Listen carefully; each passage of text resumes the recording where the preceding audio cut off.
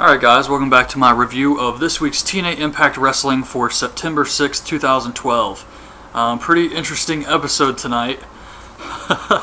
It opens up with a great video package for the Bound for Glory series. I thought that was very well done. Jeff Hardy versus Samoa Joe was the first match. This was bad news for Joe. As soon as Hardy came out, I was thinking, oh man, he's going to lose this. But it was decent. Hardy jumps onto Joe off the stairs on the outside, and he hits him into the guardrail. And then Hardy's laying on the ground, and he closes his eyes, and he's got that makeup painted on his face. So he's got his eyes closed, but it looks like his eyes are open, and he's like reaching out. And it just looked really funny to me.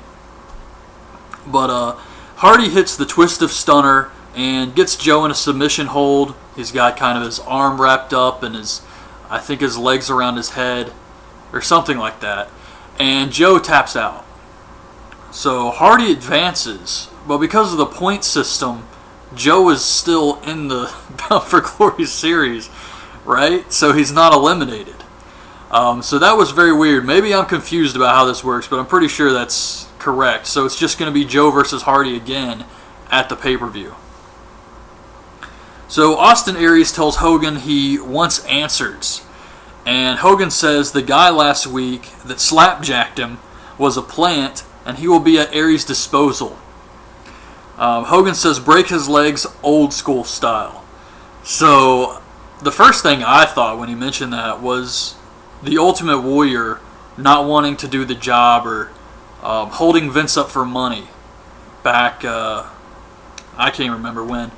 And Hogan and Sergeant Slaughter telling Vince they would break his legs. And I can only assume that's what Hogan's referring to, is breaking his legs old school style.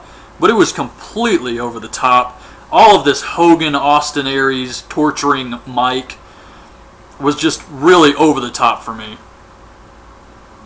Christie interviews Joe, and Magnus comes up. He says that he hit Joe with a chair because he threw away the team.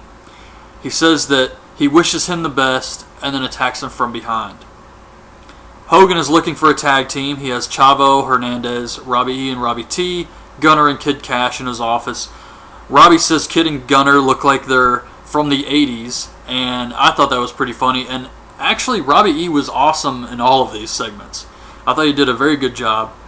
AJ comes in and says he wants a shot. Hogan eliminates AJ immediately, but much respect. Then we get some more Hogan. Brooke Hogan tells Tara that she needs to see her face Tessmacher again at the pay-per-view. She obviously doesn't even know the name of the show this Sunday, so she just says at the pay-per-view. Gail Kim comes in and says Brooke only cares about eye candy, so she makes Gail Kim versus Tara for tonight. We get Gail versus Tara with Tara and Terrell as the ref. Tara wins with Widow's Peak. It was fine. A video of the Joey Ryan angle with him feuding, well, since Gut Check and then being in the audience and punching Al Snow in the face.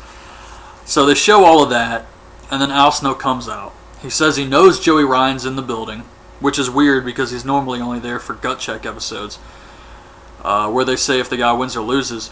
But he tells him to come out. Joey Ryan comes out. He's got an 87% shirt on. This segment wasn't as good as I thought it would be, but basically Al Snow says, I'll give you another shot. All you got to do is another gut check. You know judges. Just win the match, and you get a spot on the roster. So Joey Ryan's thinking about it, and he says, I don't think I should have to do that. I already proved myself once. And he thinks about it, and then he agrees, and Al Snow says, well, I'm your opponent. So Joey Ryan freaks out. Al Snow slaps him in the face. Joey Ryan leaves, says he's going to sue Al Snow. He's going to sue Dixie Carter, all of that stuff. I have been saying for a while now that they're probably going to do this match, Al Snow versus Joey Ryan in Bound for Glory. They really made it look like it was Taz at first, but I knew instantly there's no way in hell Taz is going to work a match. I mean, look at him. So I knew it would be Al Snow, and they're probably not going to do this until Bound for Glory. Probably a little more time to build it up. Bully Ray goes to see Joseph Park. He asks him about the case with the aces and eights, and then he tells him to be careful. So we all know Bully Ray's a heel. He's been a great heel. And this was... I don't think they're turning him babyface. The only thing I can think of is it would be stupid as hell to turn him babyface.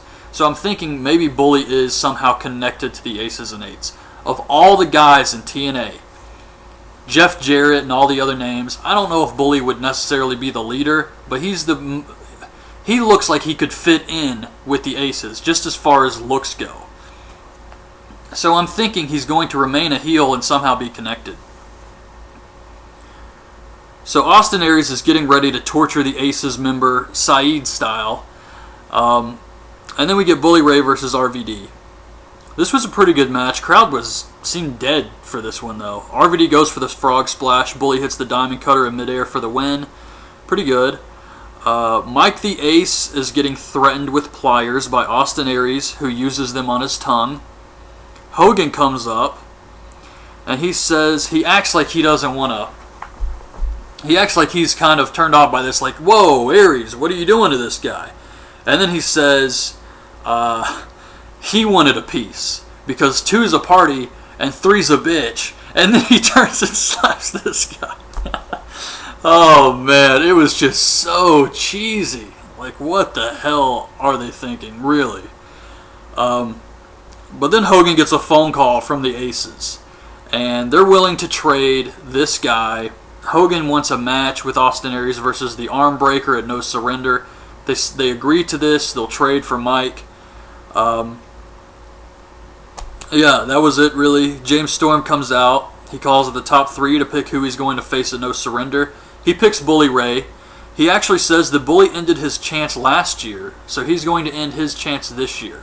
And I didn't remember that at all, but if that's the case, that's a pretty good story for these two to have a match at No Surrender.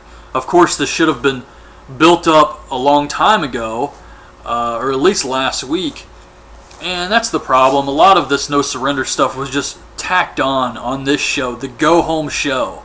The pay-per-views had horrible build, and I think it has some potential with these matches, but I don't know. I'm not going into this pay-per-view with high expectations, I'll tell you that. So Christie is interviewing RVD. Magnus comes up again, says maybe RVD can't reach the bar anymore. He's not the same man.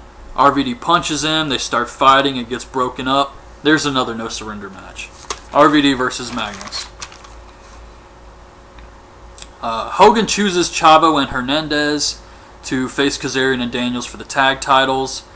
This match started off kind of bad. I thought it ended up being an okay match, but it definitely had a lot of botches in it. Hernandez holds Kazarian up the entire time in a vertical suplex, while Chavo hits the Three Amigos on Daniels. He's holding him the entire time. I thought that was a cool spot. Another cool spot was Chavo hitting a Frankensteiner on Hernandez onto Kazarian. And I was just thinking watching this match that after all that hype for Chavo Guerrero, this is like the first time I've seen him since the last pay-per-view, I think. So it's been about a month, which is completely ridiculous after all those videos they played for him. But Daniels hits Hernandez in the stomach with the title. Kazarian rolls him up for the win. Hogan comes out, makes another match at No Surrender, Kazarian and Daniels versus AJ Styles and Kurt Angle. And then Hogan gets pyro. Like, that was it. He says this, and then all this pyro goes off, and Hogan's just flexing. And I was just thinking, what the hell is going on? Hogan was all over the place here. So, the final segment is Austin Aries. It comes out with Mike. The Aces don't show up, so Aries goes back to beating up Mike. And I don't know, but Mike got slapped around a little bit, and he was already ready to talk. So I thought that was kind of goofy. But Aries basically slaps him in the face and says, tell me what I want to know. And Mike's like, okay. Seriously? That was it? These guys aren't very tough at all. So Mike's going to talk, and then one of the Aces comes out, the big guy, the Arm Breaker. And he pulls Mike out of the ring, and then he hits him in the head with a ball-peen hammer. And he says, you never talk. And then Aries hits a dive on him. They start brawling, and the show goes off the air. Mike Tenay says, that's a match at No Surrender. So that was it. just this episode. Oh my goodness. I have to say I was entertained by this. I enjoyed the matches. I enjoyed the wrestling matches. The Aces and Eights stuff. It was another one of those weeks where it was goofy. Like Hogan hitting 3 guys with a baseball bat in one swing. It was goofy, but I was entertained by this. I am excited to see what happens at the pay-per-view because I think the Aces are going to have a big presence. They're going to be building up to Lethal Lockdown, I'm sure, at Bound for Glory with the Aces. So the build's going to start to increase here. It has to. This is the biggest show for TNA coming up, and they really got to push this one. So I don't know why I think that's so funny. It just is. But yeah, so that's it really. Pretty good episode, and I'll be back later tonight with my predictions for No Surrender. So hope you guys like this video. Leave your thoughts in the comments below on this week's episode of Impact, and thanks for watching. Bye.